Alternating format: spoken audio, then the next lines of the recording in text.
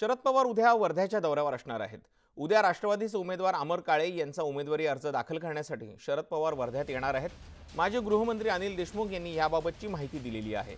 माजी काँग्रेसचे आमदार अमर काळे शरद पवारांच्या तुतारी पक्षचिन्हावरती निवडणुकीच्या रिंगणात उतरलेले आहेत।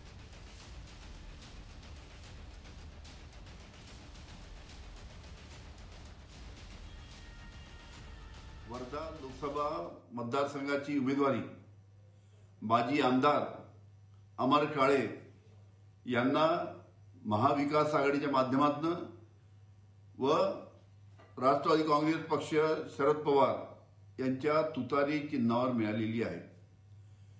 अमर काळे हे 2 एप्रिल रोजी म्हणजे मंगळवारी आपला उमेदवारी अर्ज माननीय शरद पवार साहेबांच्या उपस्थितीत दाखल करणार आहेत।